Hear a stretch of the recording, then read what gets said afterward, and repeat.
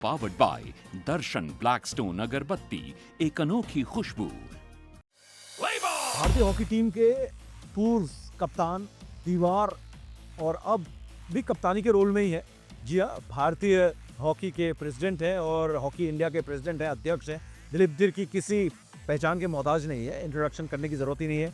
और जब दिलीप तिर्की खेल रहे थे तब हमने खूब कवर किया। अब जब दिलीप तिर्की अध्यक्ष बन गए हॉकी इंडिया के, तब भी हम इनको कवर कर रहे हैं और हॉकी का विजन क्या है ये जानने की कोशिश कर रहे हैं। और हम इन्हें प्यार से दिलीप भाई बोलते हैं। दिलीप भाई, thank you so much time देने के लिए आपको। पेरिस में आपसे मुलाकात हुई, पेरिस के बाद राजगीर में मुलाकात हुई है, और वो भी हीरो एशियाई चैंपियनशिप में मेंस के। जिस तरीके से टीम इंडिया ने अब तक हमने देखा है परफॉर्म किया है, कई मुद्दों पे आपसे बात करना चाहूँगा, लेकिन जो परफॉर्मेंस हमने देखा है इस हीरो एशिया कप राजगीर 2025 में, कितने खुश हैं? क्योंकि हमने स्टार्टिंग में देखा बड़े क्लोज मैचेस भी हुए। क्या वो रस्टीनेस था? वो किस तरीके से आप इसको एनालाइज करते हैं हमारे परफॉर्मेंस को अब तक के? ब्रांड लॉयल्टी भी कोई चीज होती है? ब्रांड वही है, अब बस 3 in 1। इसमें क्या नई बात है? नई बात है नए फ्रेग्रेंसेस की। इसमें है व्हाइट लोटस की फ्रेशनेस, कश्मीरी मस्क का सीरीन मैजिक और ब्लैकस्टोन की अनोखी खुशबू, all in one box. Blackstone 3 in 1, अब एक नहीं 3 अनोखी खुशबू एक साथ। लीग मैच में जिस हिसाब से हमने सोचा था, जिस हिसाब से टीम का एक स्टैंडर्ड है, जिस हिसाब से 5 मैचेस खेले हैं, कई सारे मैचेस खेले हैं जी। एशियन गेम्स की बात कर रहे हैं, एशियन चैंपियन ट्रॉफी की बात कर रहे हैं, सो उसमें एक्सेलेंट परफॉर्मेंस टीम इंडिया का रहा है। बिल्कुल। और उसके मुताबिक उसके हिसाब से कंपेयर करें तो यहाँ पे लीग मैच में टीम का परफॉर्मेंस उस हिसाब से हो नहीं पाया। जैसे आपने कहा कि करेक्ट, काफ़ी क्लोज मैच रहा। बहुत ऑनेस्ट बात आपने करेक्ट। हाँ, जैसे एज अध्यक्ष आप इसको डिफेंड भी कर सकते थे, लेकिन आपने परफॉर्मेंस को एकदम जो तो काफ़ी क्लोज मैच रहा है। लेकिन इस बात को हम समझते हैं कि कभी कभी प्लेयर टीम होम ग्राउंड में प्रेशर में आ जाते हैं, हो सकता है प्रेशर में, लेकिन कभी कभी होम ग्राउंड बहुत अच्छा खेलते हैं। बिल्कुल। लेकिन दिलीप भाई, अगर हम बात करें, कुछ सीनियर प्लेयर्स भी हैं टीम में, और कई सारी बातें उन सीनियर प्लेयर्स के अराउंड हो रही है। जैसे हम बात करें कप्तान की बात करें या मनप्रीत की बात करें, तो इन सीनियर प्लेयर्स को लेके क्या विजन है? क्योंकि कहीं ना कहीं टीम जो है ना, एक तरह से जो मैं हॉकी समझ रहा हूँ, जो खेल जितना मैं समझता हूँ, एक ट्रांजिशन के दौर में कदम रख चुकी है, एक बदलाव के दौर में कदम रख चुकी है, एक नए जनरेशन का इंतजार हो रहा है। तो आप किस तरीके से इस ट्रांजिशन को ट्रीट कर रहे हैं? किस तरीके से आप प्लान कर रहे हैं कि परफॉर्मेंस काबे करें, नीचे ना चली जाए टीम? जैसे अपने जिगरिया की कई सारे खिलाड़ी काफ़ी सीनियर हैं, और 2020-21 कभी टीम का ब्रॉन्ज मेडलिस्ट टीम में थे। 2024 पेरिस ओलंपिक जब ब्रॉन्ज मेडल जीते उस दौरान में टीम में थे जी। और कई सालों से भी खेलते आ रहे हैं, एक्सपीरियंस हैं और सीनियर्स भी हैं कर। तो हम लोग भी एनालिस कर रहे हैं। मैं भी हमारे जेब सेलेक्टर आर्नी सिंह जी को और हमारे सेलेक्टर जो हैं एम समय सबसे ज़्यादा बात, हाँ समय जी से सबसे हम लोग इसी बात पे हम बात कर रहे हैं, क्योंकि फ्यूचर में इम्पोर्टेंट टूर्नामेंट से अगले साल world cup, Asian games, Olympic qualifier और ओलंपिक 2028 में है। सो कई सारे हम इसी पे हम अभी भी हम देख रहे हैं कि हमारे सीनियर्स प्लेयर्स 2028 ओलंपिक्स कितने खेल पाएंगे, कि किस लेवल पे है, फिटनेस उनका कैरी कर पाएंगे कि नहीं, इसी पे हम एनालिस करें। हमारे पास ये क्योंकि दूर है, 3 साल है, और 3 साल में आप प्लेयर बना भी सकते हो, और अगर ये प्लेयर नहीं पहुंचे तो टीम डूब भी सकती है। बिल्कुल, इस काफ़ी क्रूशियल टाइम हमारे लिए, और एशियन गेम्स भी क्रूशियल है, ओलंपिक क्वालिफायर राउंड के लिए। तो उसी में हम देख रहे हैं, लेकिन हमारे पास बेंच स्ट्रेंथ इस वक्त है, तो इस पास का हमें उतना दिक्कत नहीं। हाँ, हमें एक्सपीरियंस दिलाने की ज़रूरत है। जो प्लेयर हमारे पास इनफ, जब तक एक्सपीरियंस नहीं हो जाएंगे, हम टीम में मेजर टूर्नामेंट में खेल नहीं सकते। बिल्कुल। तो इसलिए स्लोली प्लेयरों को हम जो जूनियर खिलाड़ी हैं उसको हम टीम में जगह देने के बाद हम सोच रहे हैं, और जितने भी सीनियर प्लेयर हैं जो कंटिन्यू करना चाह रहे हैं उनको फिट रहने की जरूरत। दिलीप भाई, एक और चीज़ मैं आपसे पूछना चाह रहा था कि हम लोग ना हॉकी में एक चीज़ तो समझ गए हैं इतने सालों में कि ड्रैग फ्लिकर, रशर, इन सब का बहुत बड़ा रोल होता है आपकी टीम के रिजल्ट के लिए। मुझे याद है आपके टाइम पे युवराज सिंह का एक्सीडेंट हो जाता है और सडनली हम लोग one of the best team ever, हम लोग ओलंपिक मेडल नहीं जीत पाते। और उस ओलंपिक को मैंने कवर भी किया एथेंस में, और दिलीप भाई को जैसे मैंने कहा लगातार कवर कर रहे हैं। तो क्या हमारे पास जुगराज लेवल का या उस लेवल का कोई ड्रैग फ्लिकर आपकी नज़र में आ रहा है, क्योंकि आप इतने बड़े प्लेयर हैं, और वैसा रश जो फ्लिक करे, रश करे, उस तरीके के कोई स्टार्स हमें दिख रहे हैं फ्यूचर में जो इंडिया को जिताए? तो मैं भी हमेशा यही कहते आ रहा हूँ कि मॉडर्न हॉकी में ड्रैग किकर, फर्स्टनर, गोलकीपर काफ़ी इम्पोर्टेंट थी, जो कि पहले यदि हमारे टाइम में हम मिस कई सारे इंपॉर्टेंट टूर्नामेंट में शॉर्टकट मिस हो जाता था, इसलिए कि हमारे पास ड्रैग पिकर नहीं होते थे। युवराज सिंह उभर के आ रहे थे, सचिन होंगे, संदीप सिंह जी उभर के आ रहे थे गोली लेके, और उस हिसाब से हमें ड्रैग पिकर नहीं मिलते। आज की तारीख में देखिए हरमन और रुपिंदर पाल 2021 टोक्यो ओलंपिक्स में 10-11 गोल किए, दोनों मिला के टीम कहाँ पहुँच गई। हरमन पेरिस में आप देखिए, हरमन मेरे ख्याल से अकेले 10-11 गोल उन्होंने किए, तो टीम कहाँ से कहाँ पर सेमीफाइनल में 12 गोल हरमन नहीं चला उस दिन, हम मैच हार गए। करेक्ट। सो इसलिए काफ़ी इम्पोर्टेंट मैच में वो जो शॉर्ट कॉर्नर में हमें के जरिए गोल कराना, गोल होना बहुत जरूरी है इस टीम के लिए। और आज कॉन्फिडेंस टीम में इसलिए है कि हमारे पास बेस्ट ड्रैग पिकर हैं हमारे पास। लेकिन हरमन भी कहीं ना कहीं रिटायरमेंट का दरवाज़ा खटखटाने लगा है, नहीं? हरमन अभी अच्छा कर रहे हैं, टीम के कैप्टन है। कंसिस्टेंसी की प्रॉब्लम है, लेकिन हाँ, उस पर ध्यान देने की ज़रूरत है इंपॉर्टेंट टूर्नामेंट में। और जो पहला शॉर्ट कॉर्नर 2-3 मिलता है, उसमें हमें गोल मिलना चाहिए। हाँ, इसमें हमें ध्यान देने की ज़रूरत है, हरमन को भी इस पर ध्यान देने की ज़रूरत है।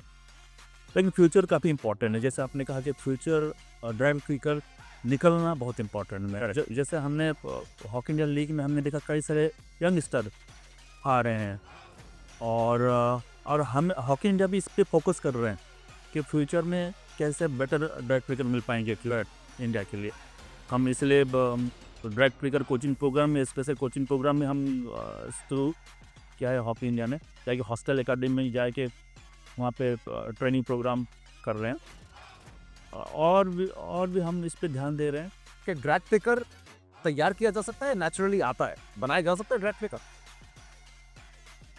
अब तक नेचुरल आए हैं, हमें बनाने की ज़रूरत है। हाँ, और हॉकी इंडिया इस वक्त उसी में फोकस कर रहा है। और कोशिश यही है कि नेचुरल है, उसको बनाएंगे तो और बेटर करें। हाँ, करेक्ट। तो इस पे हम फोकस कर रहे हैं। करेक्ट, बिल्कुल। नहीं, ये बहुत इंपॉर्टेंट बातें हमने की और बहुत विस्तार से लगातार दिलीप भाई से आगे भी हम बात करते रहेंगे। लेकिन फटाफट मैं आता हूँ यहाँ पर एशियन चैंपियनशिप यहाँ पर हम करा रहे हैं राजगीर में। कुछ प्रॉब्लम देखी है राजगीर में, हमने पटना से 2-2.5 घंटे की जर्नी है, ट्रेन कनेक्शन की प्रॉब्लम है, एयरपोर्ट नहीं है, लेकिन इसके बावजूद दिलीप भाई हॉकी इंडिया ऐसे छोटे सेंटर्स में लेके आ रहा है। बहुत खूबसूरत है राजगीर, नो डाउट, मतलब किसी यूरोपियन सिटी या यूरोपियन सेंटर से कोई कम नहीं है ये। तो ऐसी जगह में आने का कोई खास मकसद है, कोई रीज़न है कि ऐसे छोटे सेंटर्स में आप राउरकेला को भी आपने बढ़ाया, आपने उड़ीसा मेन सेंटर बन चुका है, अब राजगीर, क्या ऐसे छोटे सेंटर्स को डेवलप करने का कुछ खास प्लान है क्या ऐसा? राउरकेला, भुवनेश्वर कलिंगा हॉकी स्टेडियम, हाँ, राउरकेला बिरसा मुंडा, भुवनेश्वर का बहुत ही बड़ा सिटी है तक। हाँ, वर्ल्ड के बेस्ट स्टेडियम दोनों सिटी में है। हाँ, काफ़ी जैसे world cup 2018 world cup, 2023 world cup दोनों वेन्यू में ऑर्गेनाइज किया गया। तो बहुत बड़े तौर पर। और लेकिन हमने सोचा, हॉकी इंडिया ने सोचा कि हॉकी को ऐसा स्टेट में लेके जाएंगे जहाँ बिल्कुल हॉकी नहीं है, जहाँ शुरू कर रहे हैं। और उस हिसाब से जैसे बिहार को हम चूज़ किए, और बिहार में आप देखिए बिहार गवर्नमेंट काफ़ी सपोर्ट कर रहे हैं जी। और हम ये भी देख रहे हैं कि जहाँ पे गवर्नमेंट सपोर्ट कर रहे हैं वहाँ पे कोशिश है कि वहाँ पे इंटरनेशनल टूर्नामेंट किया जाए, इंटरनेशनल मैचेस वहाँ पे होना चाहिए। और उस हिसाब से राजगीर आप देख रहे हैं, पहली बार लास्ट ईयर हमने एशियन महिलाओं के एशियन चैंपियन ट्रॉफी किया, शानदार तरीके से ऑर्गेनाइज हुआ और काफ़ी भीड़ देखने को मिला। बिल्कुल, तो इसलिए ऐसा का होस्ट करने का सोचा हम लोगों ने। 2 back to back bronze medal इस इंडियन हॉकी टीम के पास, ये बहुत बड़ी उपलब्धि है दिलीप भाई, इसमें कोई शक नहीं है। और मैं ये भी कहता हूँ कि दिलीप भाई की जो टीम थी जिनको इन्होंने कैप्टनसी की, वो टीम इस ब्रॉन्ज मेडल टीम से शायद बड़ी टीम थी। डिबेट करेंगे बहुत लोग, लेकिन बहुत बड़ी टीम थी वो, लेकिन वो मेडल नहीं जीत पाई। इस टीम ने लगातार बैक टू बैक मेडल जीता है, कुछ ना कुछ आप लोगों ने खास किया है। तो गोइंग फॉरवर्ड 28 LA तक हम सोच सकते हैं कि ब्रॉन्ज तो रिपीट होगा ही होगा, लेकिन हो सकता है कि सिल्वर और गोल्ड में भी तब्दील हो जाए। क्या हम यूरोपियन जो कि पावर हाउस हॉकी का बन गया दिलीप भाई, हम लोग पावर हाउस नहीं रहे, एशिया पावर हाउस नहीं रहा, क्या उसको हम चैलेंज कर पाएंगे LA तक? 4 साल बहुत कम टाइम है, लेकिन क्या ऐसा हो सकता है पॉसिबल? 2 ओलंपिक्स से 2 ब्रॉन्ज मेडल से टीम में कॉन्फिडेंस आ गया। बिल्कुल, और हम जर्मनी से क्लोज हार गए, नहीं तो फाइनली वहाँ हाँ बिल्कुल, जर्मनी से बहुत क्लोजली हम डोमिनेट करके रखे कर यहाँ तक। हाँ हैं सो, लेकिन हम हार गए, बैड लग रहा है मैं कहूँगा, हमारे उस दिन नहीं था मैं कहूँगा। लेकिन अभी यूरोपियन हॉकी, ऑस्ट्रेलियन हॉकी सबको मालूम पड़ गया कि टीम इंडिया अभी उभर के सामने आया है और टॉप टीम में शामिल है। तो और पहले 20 साल पहले, 25 साल पहले हम बात करते जिस हिसाब से टीम इंडिया था, वो टीम नहीं है इस वक्त, जो जिस हिसाब से टीम का परफॉर्म देखेंगे। यूरोपियन भी अभी लास्ट पेरिस में आप देखिए, ऑस्ट्रेलिया को पता नहीं कितना सालों के बाद, 52 ईयर के बाद हमने बीट किया ओलंपिक्स में। करेक्ट। जो बेल्जियम टीम लास्ट ओलंपिक्स के मेडलिस्ट थे, वर्ल्ड कप मेडलिस्ट थे, वो हमारे स्कूल में, तो उनको भी हम लोग मेरे ख्याल से मैच में हम लोग ड्रॉ किए या क्लोज मैच रहा है। करेक्ट। हाँ। और इंग्लैंड के साथ हम लोग 9 प्लेयर के साथ खेल के हम लोग मैच जीते हैं। सो कहीं ना कहीं टीम में फिटनेस, टीम में शॉट कॉर्नर के जरिए कह लीजिए, गोलकीपर का परफॉर्मेंस, फर्स्ट रनर का परफॉर्मेंस, सब मिला के हम लोग अच्छा कर रहे हैं। तो हम जिसको मेंटेन करने की जरूरत है 2020 हेड जून ओलंपिक्स के लिए। और मुझे विश्वास है कि कोच यदि देखिए, मैंने देखा कि 2023 वर्ल्ड कप का हम बात करें, हमारे परफॉर्मेंस कहाँ थी आप देख लीजिए, एनालिसिस कीजिए, सोचिए जरा। तो वहाँ पे होम ग्राउंड में हमारे वर्ल्ड कप हो रहे हैं, हमें मालूम है 2020-21 में हम लोग ब्रॉन्ज मेडल जीते हैं, होम ग्राउंड में हम उसी साल बिल्कुल परफॉर्म कर नहीं पाए।